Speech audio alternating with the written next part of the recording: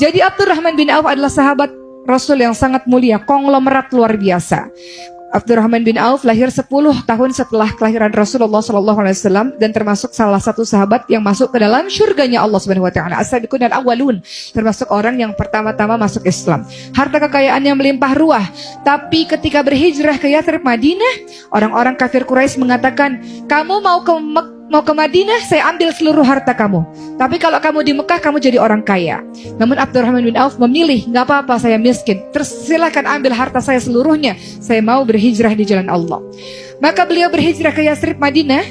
Dan ketika di Madinah beliau jatuh miskin, nggak punya harta. Karena hartanya dirampas oleh orang-orang kafir Quraisy. Kemudian beliau menuju ke pasar, teman-teman sekalian. Ketika ada seorang sahabat mengatakan, Sa'ad bin Rabi namanya, mengatakan, wahai Abdurrahman bin Auf, saya ini kaya, saya bisa kasih setengah hartanya. Harta saya untuk kamu, supaya bisa tolong kamu. Kata Abdurrahman bin Auf, semoga Allah berkahi harta kamu, tunjuki saja kepada saya jalan menuju ke pasar. Maka ketika di pasar, Abdurrahman bin Auf berdagang tanpa modal. Kan gak punya uang. Berdagang tanpa modal, yakni menjual barang dagangan orang lain. Bermodalkan kerja keras, tekun, dan kejujuran. Akhirnya Abdurrahman bin Auf mampu mengembalikan harta kekayaannya. Yang tadinya kaya, miskin, ketika berhijrah jadi kaya lagi, bisnisnya sukses lagi. Abdurrahman bin Auf menyerahkan hartanya di jalan Allah Subhanahu Wa Taala.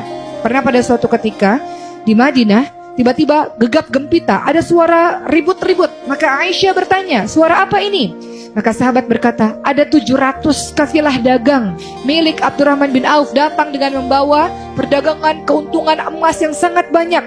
Maka Aisyah mengatakan, aku pernah mendengar Rasul mengatakan, Abdurrahman bin Auf masuk surga, tapi dengan keadaan merangkak.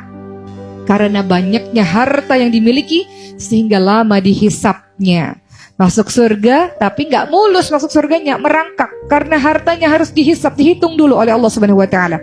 Mendengar hal ini, Abdurrahman bin Auf langsung menyedekahkan seluruh hartanya di jalan Allah. Bahkan beliau berpenampilan sangat sederhana. Kalau disandingkan dengan pelayan, kita semua tidak pernah tahu mana majikan, mana pelayan, saking sederhananya Abdurrahman bin Auf. Abdurrahman bin Auf pun digadang-gadangkan menjadi pengganti Umar bin Khattab, khalifah berikutnya. Abdurrahman bin Auf terpilih di antara 6 orang. Dan semua orang menunjuk Abdurrahman bin Auf untuk menjadi khalifah pengganti Umar bin Khattab kalau Umar bin Khattab meninggal dunia.